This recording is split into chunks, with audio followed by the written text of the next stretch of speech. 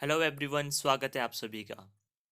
इस वीडियो में हम एचपी फॉरेस्ट गार्ड के रिटन एग्ज़ाम के बारे में बात करेंगे। बहुत से लोग बड़े कंफ्यूज हैं क्योंकि आपका जो एग्ज़ाम है वो नॉन यूनिवर्सिटी सेट कर रही हैं। लोगों के बीच में एक कन्फ्यूज़न इसलिए हुआ है जब से आपका फील्ड असिस्टेंट और जूनियर ऑफिस असिस्टेंट आईटी का एग्ज़ाम हुआ है। लोग बहुत ही उलझन में है कि एग्ज़ाम इतना टफ होगा या आसान होगा। तो देखिए, जितना मुझे लगता है, क्योंकि जो आपका फील्ड असिस्टेंट का एग्ज़ाम था, स्पेशली लोग क्यों परेशान हैं, क्योंकि वहाँ पर मैथमेटिक्स जो था वो बहुत ही टफ था। देखिए, वो 10th लेवल का मैथ्स नहीं था। क्यों? क्योंकि वहाँ पर आपके जो जिन्होंने एग्ज़ाम दिया है वो आपके मेडिकल और नॉन मेडिकल फील्ड से थे। तो एग्ज़ाम उन्हीं उनके उसी पर ही सेट किया गया था, ठीक है, क्योंकि उन्होंने +1 +2 में आपके साइंस बैकग्राउंड से थे। और बात करते जियो आई टी एग्ज़ाम की, तो वो तो कुछ और ही था। तो आप इतना टेंशन मत लीजिए कि मैथमेटिक्स आपको इस तरीके से आएगा। और वो देखिए, जो मैथ्स होता है, किसी भी जो ऐसे एग्ज़ाम होते हैं उनमें 10th लेवल का मैथ्स पूछा जाता है। तो उसके बारे में हम बात करेंगे। तो आइए स्टार्ट करते हैं। सबसे पहले कि कितने क्वेश्चंस होने वाले हैं, तो आपके 85 क्वेश्चंस होने वाले हैं। पर क्वेश्चन आपको 1 मार्क मिलेगा, तो आपके टोटल 85 मार्क्स का पेपर होगा। और जो आपकी टाइम ड्यूरेशन होगी एग्ज़ाम के लिए वो आपकी 75 मिनट्स होगी, जो काफ़ी है। तो बात करते हैं हम कि हमारे पास देखिए कितने सेक्शन होने वाले हैं। आपका फर्स्ट सेक्शन अगर हम बात करें, general science and the forest of Himachal Pradesh, तो आपका इस पर अच्छा फोकस होना चाहिए। इन्वायरमेंट एंड वाइल्ड लाइफ, तो ये देखिए सिमिलर से ही हैं, ठीक है आपके। तो ये आपके लिए ज़्यादा टफ नहीं होने चाहिए, बट आपके लिए इसके लिए प्रैक्टिस चाहिए। जो लोग आपके आर्ट सेक्शन से हैं उनके लिए थोड़ा चैलेंजिंग हो सकता है, क्योंकि साइंस की बारीकी को समझना थोड़ा सा मुश्किल हो सकता है। बाकी बेसिक ही पूछी जाती है, बहुत हाई फाई नहीं पूछी जाएगी।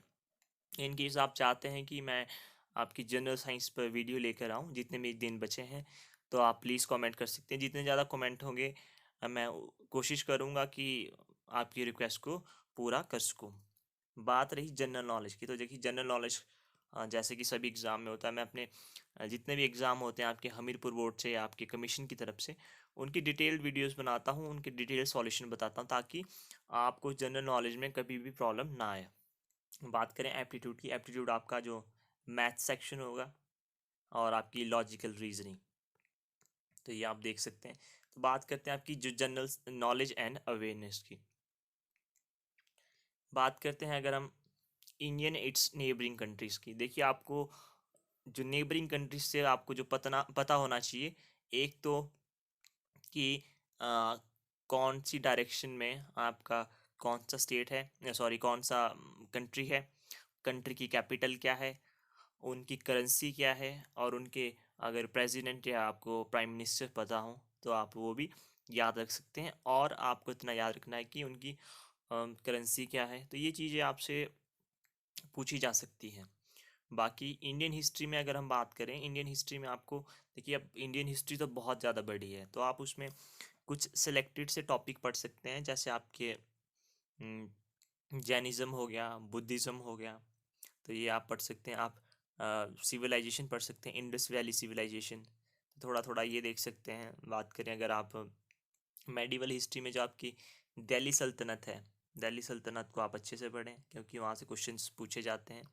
मॉडर्न हिस्ट्री से आप अगर आप बात करें, जो आपके फ्रीडम स्ट्रगल था, जैसे गांधी जी के बारे में पढ़ सकते हैं। मेन मेन जो आपके आंदोलन हुए उनके बारे में पढ़ सकते हैं, थोड़ा क्रांतिकारियों के बारे में पढ़ सकते हैं, बिकॉज टाइम बहुत ही कम रह गया है।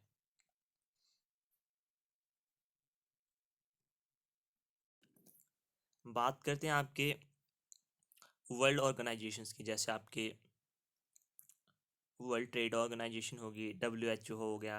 तो ये देखिए, आपको इनको क्या पढ़ना है, ज़्यादा नहीं पढ़ना है। अगर आप पढ़ सकते हैं, एक तो इनके हेड क्वार्टर्स कहाँ पर है, हेड क्वार्टर्स कहाँ पर है, और मेन मेन आप ये पढ़ सकते हैं कि इनका प्रेसिडेंट कौन है, या ठीक है सबसे बड़ा अधिकारी कौन है। तो इन चीज़ों को आप पढ़ सकते हैं, ज़्यादा नहीं पूछा जाना चाहिए। या फिर इनका जो ये कब बने हैं, इतना ही पूछा, इतना ही आपको याद करना है, ज़्यादा नहीं जाना है डीप में।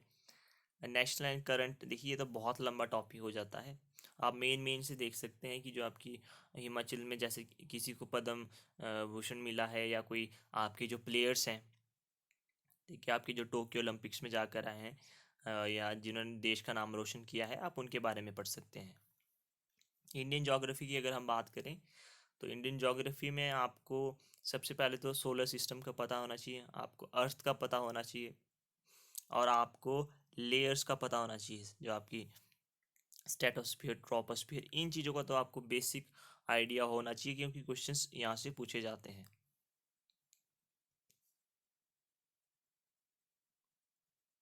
बाकी आपको इन्वायरमेंटल इश्यूज पढ़ने हैं, जैसे पॉल्यूशन में देखिए आपको क्या करना है कि जैसे आपके थोड़े थोड़े प्रोटोकॉल्स हैं, जैसे मॉन्ट्रियल हो गया या क्योटो प्रोटोकॉल्स, उनसे ये देखना है कि कौन से एमिशन के लिए कौन सा प्रोटोकॉल है। ज़्यादा नहीं पढ़ना है आपको। वाइल्ड लाइफ के बारे में आपको थोड़ा पता करना है, जैसे आपके नेशनल पार्क्स एंड सेंचुरीज, आपको हिमाचल की भी पता होनी चाहिए। तो आपको थोड़ा थोड़ा जो मेन मेन आपके हाईलाइटेड से रहते हैं नेशनल पार्क्स, उनके बारे में आपको याद रखना है। इन्वेंशंस के बारे में थोड़ा याद कर लीजिए, कई बार पूछी जाती हैं, क्योंकि आपके साइंस सेक्शन में भी आती है, तो आप ये भी याद रख सकते हैं। आर्टिस्ट का आप ये देख सकते हैं कि जैसे फेमस आर्टिस्ट आपके ज़्यादा नहीं हैं। आप म्यूज़िकल इंस्ट्रूमेंट्स, जब आप म्यूज़िकल इंस्ट्रूमेंट्स करेंगे तो उनसे संबंधित आप एक या दो आर्टिस्ट के बारे में याद रख सकते हैं। बात करते हैं पॉलिटिकल साइंस। पॉलिटिकल साइंस में देखिए आपको बेसिक से आर्टिकल्स पता करने होंगे।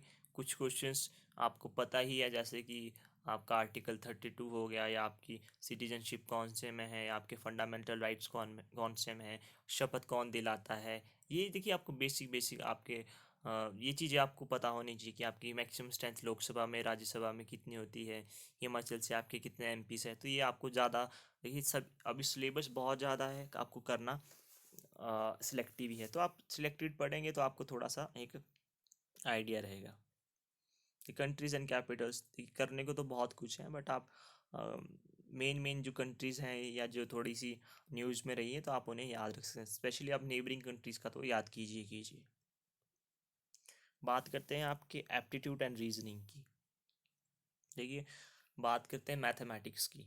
सबसे पहले तो आपको 10th का मैथ्स जो है वो बहुत अच्छे से आना चाहिए। सबसे पहले आपको क्या करना है, एक तो आपको HCF एंड LCM के अच्छे से पढ़ लेना है, और रूट्स के लिए मैंने आपको बताया है, आपको कुछ नहीं करना है। अगर आपको रूट सॉल्व करने नहीं आते हैं, अगर आपको बेसिक ऑपरेशंस करने आते हैं, तो आपको सभी ऑप्शंस की वैल्यूज पुट कर लेनी फर्स्ट फर्स्ट। अगर दो दो रूट्स होंगे, मान ली -5 2 हो गया, 5 2 हो गया, तो आपको सिर्फ अगर इस पे आपका रूट ज़ीरो आ जाता है, इक्वेशन ज़ीरो हो जाती है, तो आपको इसको पुट करने की ज़रूरत ही नहीं है।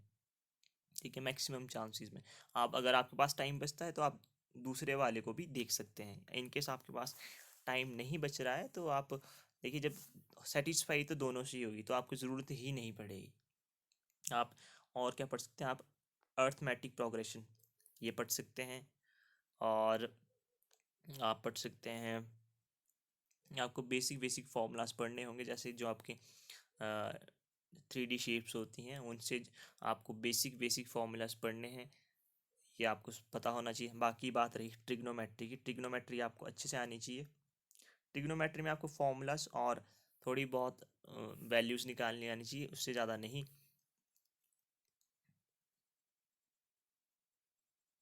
बात करते देखिए, बाकी तो यहाँ पर इन्होंने नंबर सीरीज ऐसा है कि जैसे आपको मान लिया 1 2 4, तो आगे क्या आएगा, इस तरीके से ये आप कर सकते हैं। एनालॉजिस क्या होता है कि जैसे मान लीजिए इंडिया की, एनालॉजिस में कैसा होगा कि इंडिया की कैपिटल, जैसे इंडिया होगा लिखा यहाँ पे, दिल्ली दिया होगा, और तो आपको बताना पाकिस्तान की, तो पाकिस्तान की क्या होगी। तो इस तरीके से एनालॉजिस की आपको एक रिलेशनशिप बताना होता है क्वेश्चंस में, तो आप ऑप्शन से देख के कर सकते हैं। देखिए बहुत बड़ा है, इतना तो नहीं हो पाएगा, तो ये आप देख सकते हैं। बात रही जनरल इंग्लिश की, तो जनरल इंग्लिश तो बहुत सी लोगों के लिए प्रॉब्लम रहती है, तो एट द लास्ट मोमेंट तो मुश्किल हो जाता है कि इसमें से क्या करें और ना करें। बट नेगेटिव मार्किंग नहीं है, तो आपको थोड़ा सा अंदाज़ा लगाकर चलना होगा कि हम क्या कर सकते हैं, क्योंकि यहाँ पे ईडियम एंड फ्रेजेस, बाकी आपको मिस जो जैसे आपको मिस स्पेल्ड वर्ड्स देख सकते हैं आप, जैसे आपकी जनरली पूछे जाते हैं, कमेटी के कई बार पूछे जाते हैं, या हैरेसमेंट का भी जनरली याद। तो ये आप ये पोर्शन आप कर सकते हैं, ईडियम एंड फ्रेजेस भी कर सकते हैं। एंटोनियम सिनोनिम के लिए आपको थोड़ा सा ज़्यादा मेहनत करनी पड़ेगी, तो टाइम बहुत कम बचा है।